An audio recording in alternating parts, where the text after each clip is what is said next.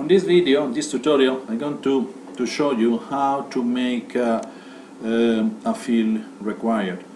So these are the cases where you join, for instance, Facebook or any other thing online, or you fill any form online, and you cannot leave fields empty. Yeah, you have to fill those with information.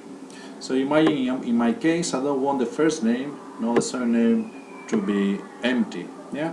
So on the first name, I go here and I say validation rule, and I'm going to say something very simple. I'm going to say is not null.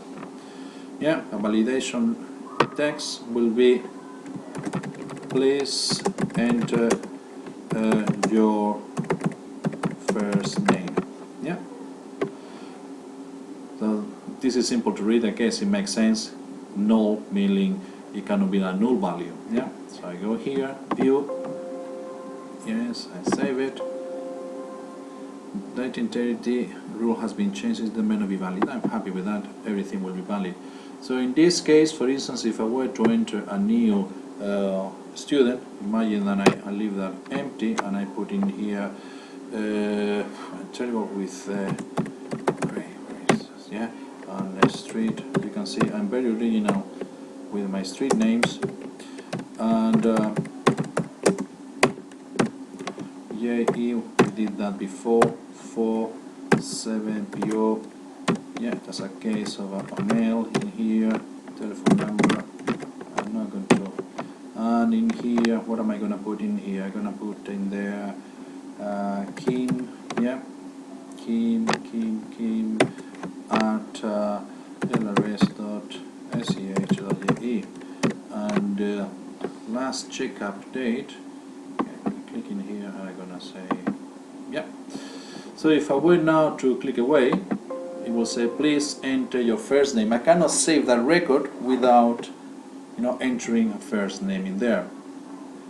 So okay, fine, thank you for that. I'm going to say here Kim. Once I do that, I can click away and I'll be happy saving that information. Now notice that this obviously can be applied to surname as well, same thing. Validation rule is not null. Text something meaningful to the user, so some sort of feedback, he knows how to recover from that error, otherwise he wouldn't know what to do.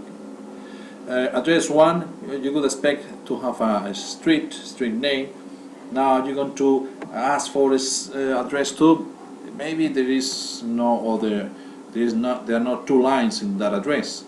I'll leave that to you.